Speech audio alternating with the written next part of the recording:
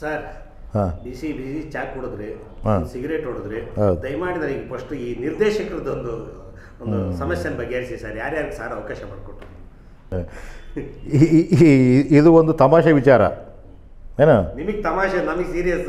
ಅಲ್ಲ ಇಲ್ಲ, ನಿಜವಾಗ್ಲೂ ತಮಾಷೆ ವಿಚಾರನೇ ಅಂತ ಹೇಳ್ಬೋದು. ಈ ವಿಷ್ಣು ಸಾರ್ ಮನೆಯಲ್ಲಿ ಪುಟ್ಟಣ್ಣ ಮತ್ತು ದ್ವಾರಕೀಶ್ ಇವರು ಮತ್ತು ನಮ್ಮ ಶಿವರಾಮಣ್ಣ ಅಂತ ಇದ್ರಲ್ಲ ಆರ್ಟಿಸ್ಟ್, ಅವರು ಒಂದು ಸಣ್ಣ ಗೆಟ್ ಟುಗೆದರ್ ಪಾರ್ಟಿ ಥರ ಮನೆಯಲ್ಲಿ. ಅಂದರೆ ದ್ವಾರಕೀಶ್ ಅವರು ಪುಟ್ಟಣ್ಣವರು ಅವಾಗೆಲ್ಲ ಅಂದರೆ ಸಮಕಾಲೀನ ಹೇಳೋದು. ಈ ದ್ವಾರಕೀಶ್ ಅವರು ಹೆಂಗೆ ಅಂತ ಹೇಳಿದ್ರೆ, ನಿನಗೆ ಒಂದು ವಿಚಾರ ಹೇಳಬೇಕು. ಈ ನಾಗರಾವ್ ಸಿನಿಮಾ ರಿಲೀಸ್ ಆಗೋದಕ್ಕಿಂತ ಮುಂಚೆ ಫಸ್ಟ್ ಕಾಪಿ ನೋಡೋದಕ್ಕೆ ದ್ವಾರಕೀಶ್ ಅವ್ರಿಗೆ ಇನ್ವೈಟ್ ಮಾಡಿದ್ರು ಚೆನ್ನೈನಲ್ಲಿ. ಅಷ್ಟೊತ್ತಿಗೆ ದ್ವಾರಕೀಶ್ ಅವರು ಸುಮಾರು ಸಿನಿಮಾಗಳು ಮಾಡಿದ್ರು. ಅವರು ಸಿನಿಮಾಗಳನ್ನು ಮಾಡಿದ್ರು. ಮಾಡಿದ್ರು. ಅಲ್ಲಿ ಕರೆದಾಗ ಪುಟ್ಟಣ್ಣನ ಪಕ್ಕದಲ್ಲಿ ದ್ವಾರಕೀಶ್ ಕೂತ್ಕೊಂಡಿದ್ದರು. ಸಿನಿಮಾ ನೋಡ್ತಾ ಇದು ಆವೇಶಭರಿತನಾಗಿ ನೋಡಿ, ದ್ವಾರಕೀಶ್ ಮೊದಲೇ ಗೊತ್ತಲ್ವಾ ಆ ರೀತಿ ಆಟಿಟ್ಯೂಡ್ ಅದು ಮಾಡ್ತಕ್ಕಂಥದ್ದು. ಮಾಡಿದ ಎಲ್ಲ ಆಯಿತು. ಸಿನಿಮಾ ಮುಗಿದ ತಕ್ಷಣ ಪುಟ್ಟಣ್ಣನ ತೊಡೆ ಮೇಲೆ ತಟ್ಬಿಟ್ಟೆ, ಪುಟ್ಟಣ್ಣ ಕನ್ನಡ ಚಿತ್ರಕ್ಕೆ ಒಬ್ಬ ಅದ್ಭುತ ನಟನ ಕೊಟ್ಟೆ ಕಣಯ್ಯ ನೀನು ಅಂದರು. ಅಂದರೆ ಅವರು ಆ ವಯಸ್ಸಿನ ಅಂತರ ಮೀರಿ ಮಾತಾಡ್ತಿದ್ರು ಅಂತ ನನಗನ್ನಿಸ್ತಾ ಇದೆ ಅವರಿಬ್ಬರು. ಫ್ರೆಂಡ್ಶಿಪ್ ಥರ. ಕೆಲವು ಸಾರಿ ಏನಾಗುತ್ತೆ ಅಂದರೆ ದೊಡ್ಡವ್ರನ್ನೂ ನಾವು ಏನೋ ಬರೋ ಹೋಗೋಣ ರೀತಿಯಲ್ಲಿ ಮಾತಾಡ್ತಾ ಇರ್ತೀವಿ. ಅಂದರೆ ಆ ಒಡನಾಟ ಹಂಗಿರುತ್ತೆ ಅಷ್ಟೇ. ಆ ಥರ ಇತ್ತು ಅದು. ಅಷ್ಟೊತ್ತಿಗೆ ಆತ ಏನು ನಿರ್ಮಾಪಕ ಆಗೋಗ್ಬಿಟ್ಟಿದ್ದ. ಆಗಿದ್ರು ಸೇರ್ತಾ ಇದ್ರು. ಅಲ್ಲಿ ಚೆನ್ನೈನಲ್ಲೇ ಹೋಗಿ ಚಿತ್ರರಂಗ ಇರೋದ್ರಿಂದ ಈ ಎಲ್ಲರೂ ಅಲ್ಲೇ ಕನ್ನಡದವರೆಲ್ಲ ಅಲ್ಲೇ ಮೀಟ್ ಆಗ್ತಿದ್ರು ಅಲ್ಲಿ. ಮೋಸ್ಟ್ಲಿ ಟಿ ನಗರ ಅಂತಲೇ ಏನೋ ಅನಿಸುತ್ತೆ ಅದು. ಚೆನ್ನೈ 3 ಜನ ಪಾರ್ಟಿ ಮಾಡ್ತಾಯಿದ್ರು. ಶ್ರೀರಾಮಣ್ಣ ಇದ್ದರು. ಶ್ರೀರಾಮಣ್ಣವ್ರು ಏನಂತಂದರೆ ಪಾಪ ಪುಟ್ಟಣ್ಣವ್ರಿಗೆ ಒಂದು ಬಲಗೈ ಥರ ಇರೋರು ಅವರು. ಆ ನಾಗರಾವ್ ಚಿತ್ರದ ಸಮಯದಲ್ಲಿ ಅವರು ಭಾಳಷ್ಟು ಅಲ್ಲಿ ಜೊತೆಯಲ್ಲಿ ಕೆಲಸ ಮಾಡಿದ್ದಾರೆ. ಅವರು ಟ್ರಾಲಿನ ಈತನೇ ತಳ್ತಿದ್ದಂತ ಅಷ್ಟು ಪರ್ಫೆಕ್ಟಾಗಿ ಶಿವರಾಮಣ್ಣ. ಅಂದರೆ ಪುಟ್ಟಣ್ಣನವರ ಆಸೆಗೆ ತಕ್ಕನಾಗಿ ಕರೆಕ್ಟ್ ಟೈಮ್ಗೆ ಟ್ರಾಲಿ ತಳ್ತಕ್ಕಂಥದ್ದು ಈತ ನಾನೇ ಮಾಡ್ತಿದ್ದೆ ಅಂತ ಹೇಳ್ತಾರೆ ಅವರು. ಇವರು ಅವರ ಇಂಟರ್ವ್ಯೂನಲ್ಲಿ ಹೇಳ್ಕೊಂಡಿದ್ದಾರೆ ಅವರು. ಇವರು ಶಿವರಾಮಣ್ಣ ರಾಸಿ ಬ್ರದರ್ಸ್ ಅಂತ ಕರೆಯೋರು ಅವ್ರನ್ನ, ಅಣ್ಣ ತಮ್ಮ. ಅವರ ರಾಮನಾಥ್ ಅಂತೇಳಿ ಒಬ್ರು ಇದ್ದರು. ಅವರು ಹಿಂದಿ ಚಿತ್ರರಂಗದಲ್ಲಿ ಭಾಳ ಫೇಮಸ್. ಅಮಿತಾಬ್ ಬಚ್ಚನ್ ಜೊತೆಯಲ್ಲಿ ಸಂಬಂಧ ಹೆಚ್ಚಿಗಿದ್ದವರು ಅವರು. ಇತ್ತು ಅವ್ರಿಗೆ. 3 ಜನ ಸೇರ್ತಾ ಇದ್ರಲ್ವ. ಸೇರಿ ಮಾತಾಡಬೇಕಾದಾಗ ಇದೇ ಈ ದ್ವಾರಕೀಶ್ಗೆ ಜಾಸ್ತಿ ಈ ಕಲ್ಪನೆಗಳು ಏನೇನೋ ತಲೆಗೆ ಬರೋವು. ಈ ಯಶಸ್ಸು ಅಂತಕ್ಕಂಥದ್ದು ಮನುಷ್ಯನ ಏನು ಮಾಡುತ್ತೆ ಅಂತಂದರೆ ಬೇರೆ ಬೇರೆ ಆಯಾಮಗಳಲ್ಲಿ ಯೋಚನೆ ಮಾಡೋದಕ್ಕೆ ಅವಕಾಶ ಮಾಡಿಕೊಡುತ್ತೆ ಅದು ಯಶಸ್ಸು. ಹೌದು. ಆ ಥರ ಚಿತ್ರಗಳನ್ನು ಮಾಡಿದ್ರು. ಈತ ಏನು ಮಾಡೋದ ಅಂತಂದರೆ ಪುಟ್ಟಣ್ಣವ್ರಿಗೆ ಒಂದು ಸಜೆಷನ್ ಕೊಟ್ಟ. ಪುಟ್ಟಣ್ಣ ಬರೀ ಕ್ಯಾಮ್ರಾಗಳನ್ನ ಇಟ್ಬಿಟ್ಟೆ ಒಂದು ಸಾಂಗ್ ಶೂಟ್ ಮಾಡಬೇಕು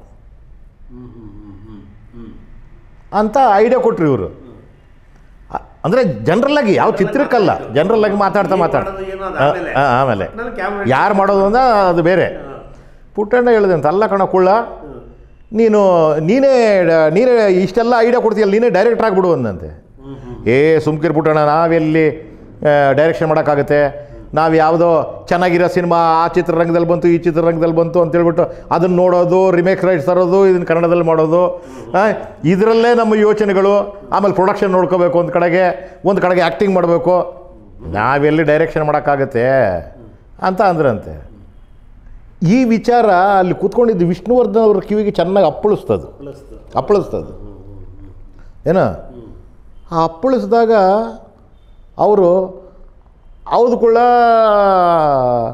ಅವ್ರು ಹೇಳೋದು ಕರೆಕ್ಟ್ ದ್ವಾರಕಿ, ನೀನು ಡೈರೆಕ್ಟರ್ ಆಗಿಬಿಡು ಅಂದ್ರಂತವ್ರು.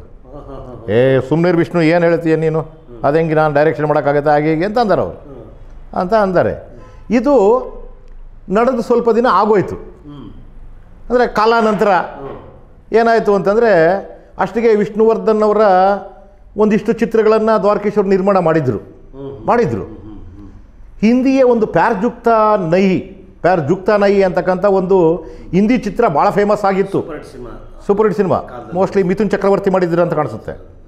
ಅದನ್ನು ತಗೊಂಬಂದ್ಬಿಟ್ಟು ವಿಷ್ಣು ಸರ್ ಕಾಲ್ ಶೀಟ್ ಕೇಳಕ್ಕೆ ಹೋಗಿದ್ದಾರೆ ಇವರು, ದ್ವಾರಕೀಶ್ ಕೇಳಕ್ಕೆ ಹೋಗಿದ್ದಾರೆ. ಕೇಳಕ್ಕೆ ಹೋದಾಗ ಇವ್ರಿಗೆ ಹಿಂದೆ ಮಾತಾಡಿದ್ರಲ್ಲ ಅದು ನೆನಪಿದೆ ಅವ್ರಿಗೆ, ಪುಟ್ಟಣ್ಣ ಹೇಳಿದ್ದು ನೆನಪಿದೆ. ಅವರು ಯೋಚನೆ ಮಾಡಿದರು, ಸರಿ ಒಂದು ಕೆಲಸ ಮಾಡು ನೀನು, ಯಾರು ಡೈರೆಕ್ಟ್ರು ಅಂತ ಕೇಳಿದ್ರು. ಅಂದರೆ ವಿಷ್ಣುವರ್ಧನ್ ಯಾವುದೇ ಕಾರಣಕ್ಕೂ ದ್ವಾರಕೀಶ್ ಚಿತ್ರ ಮಾಡ್ತಾನೆ ಅಂತಂದರೆ ಆ ಚಿತ್ರದ ಕಥೆಯನ್ನೇ ಕೇಳ್ತಿರ್ಲಿಲ್ಲಂತೆ. ಅಷ್ಟೊಂದು ವಿಶ್ವಾಸ ಅವ್ರ ಮೇಲೆ.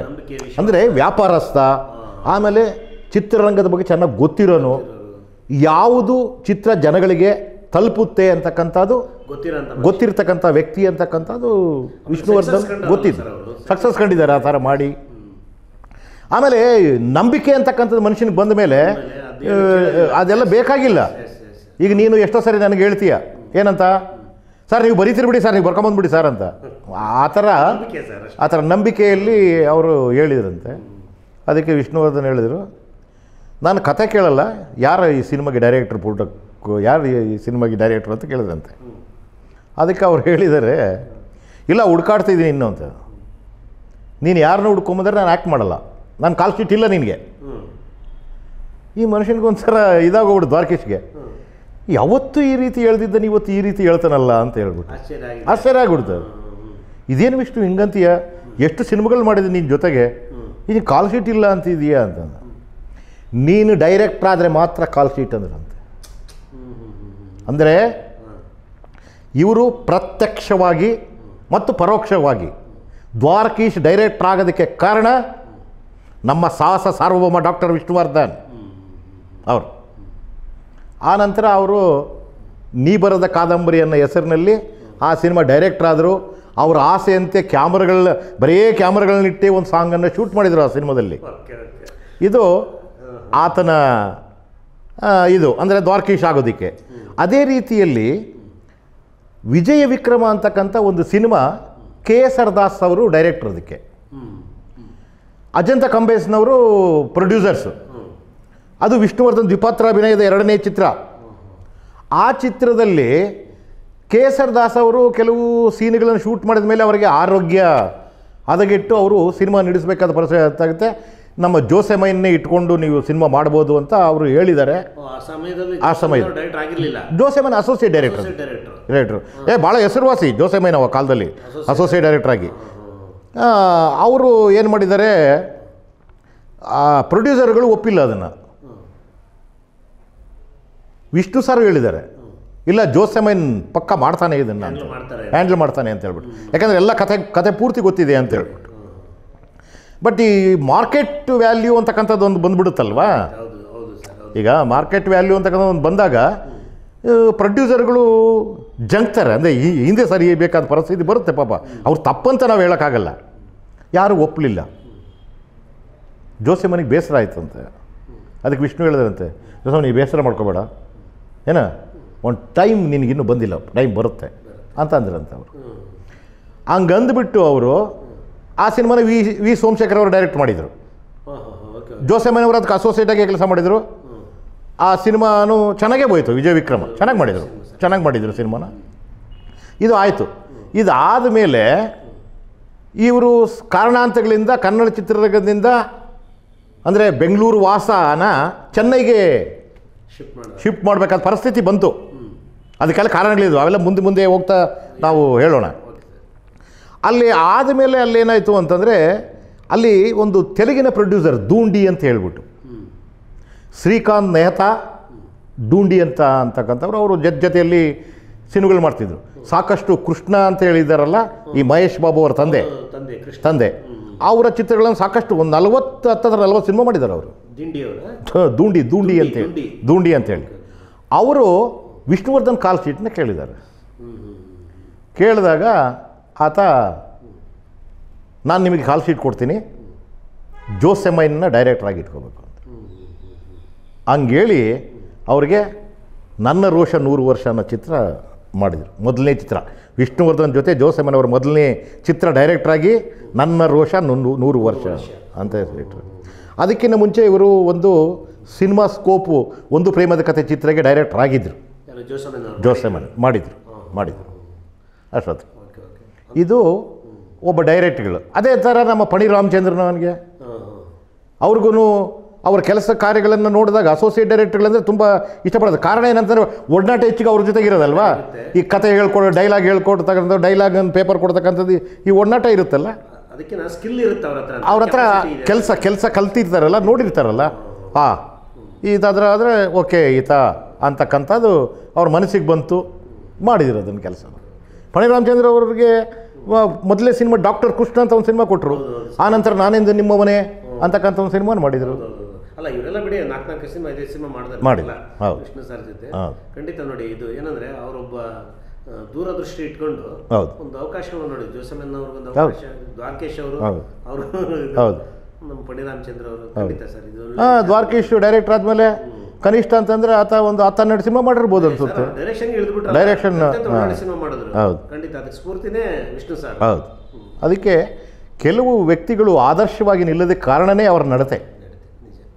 ಆ ನಡತೆ ನಮ್ಮನ್ನು ಎಲ್ಲಿಗೆ ಬೇಕಾದರೂ ಕರ್ಕೊಂಡು ಹೋಗುತ್ತೆ, ನಮ್ಮ ಜೀವನದ ಒಂದು ದಾರಿನೂ ಆಗುತ್ತೆ. ಅದಕ್ಕೆ ನಾವು ಅದರಲ್ಲಿ ನಡಿಬೇಕು ಅಂತಕ್ಕಂಥದ್ದೇ ನಮ್ಮ ಆಸೆ. ಸರ್, ಈಗ ನಿರ್ದೇಶಕರುಗಳಿಗೆ ಅವಕಾಶ ಕೊಟ್ಟರು ಸಾರು ಸುಮಾರು ಜನ ಒಂದು ಆಯಿತು. ಈಗ ನೆಕ್ಸ್ಟ್ ನನಗೆ ಇನ್ನೊಂದು ಕುತೂಹಲ ಏನಂದರೆ, ಈಗ ವಿಷ್ಣು ಸಾರು ಸುಮಾರು ಹೇಳಿದ್ರೆ, ಅವಾಗ ನಮ್ಮ ಲಾಸ್ಟ್ ಎಪಿಸೋಡಲ್ಲಿ ಹೇಳಿದ್ರೆ, ಎಷ್ಟೋ ಜನ ನಿರ್ದೇಶಕರ ಜೊತೆ ಇಷ್ಟು ನಿರ್ದೇಶಕರು ಕೆಲಸ ಮಾಡಿದ್ದಾರೆ ಅಂತ. ಹೌದು. ಅತಿ ಹೆಚ್ಚು ನಿರ್ದೇಶಕರು ವಿಷ್ಣು ಸರ್ ಜೊತೆ ಕೆಲಸ ಮಾಡಿರ್ತಕ್ಕಂಥ ನಿರ್ದೇಶಕರು ಯಾರು ಅಂತ ಒಂದು 75 ಜನ ನಿರ್ದೇಶಕರು ಕೆಲಸ ಮಾಡಿದ್ದಾರೆ. 75 ಜನ ಮಾಡಿದ್ದಾರೆ, ಕರೆಕ್ಟು. ಅಂದ್ರೆ ಒಂದೊಂದು ಸಿನಿಮಾ ಅಲ್ಲ, 4-5 ಮಾಡಿದಾರಲ್ಲ. ಅತಿ ಹೆಚ್ಚಿನ ಸಂಖ್ಯೆಯಲ್ಲಿ ಮಾಡಿರ್ತಕ್ಕಂಥ ನಿರ್ದೇಶಕರು ಯಾರು ಅಂತ ಇದ್ದಾರೆ. ಅವರು ಅದನ್ನು ನೆಕ್ಸ್ಟ್ ಸಂಚಿಕೆಯಲ್ಲಿ ಹೇಳ್ತೀನಿ. ನೆಕ್ಸ್ಟ್ ಸಂಚಿಕೆಯಲ್ಲಿ ಹೇಳ್ತೀರಾ? ಸರಿ ಸರ್, ವೀಕ್ಷಕರೇ, ನೆಕ್ಸ್ಟ್ ಸಂಚಿಕೆಯಲ್ಲಿ ಸಾರ್ ಹೇಳ್ತಾರಂತೆ, ಕಾಯ್ತಾ ಇದ್ದೀನಿ.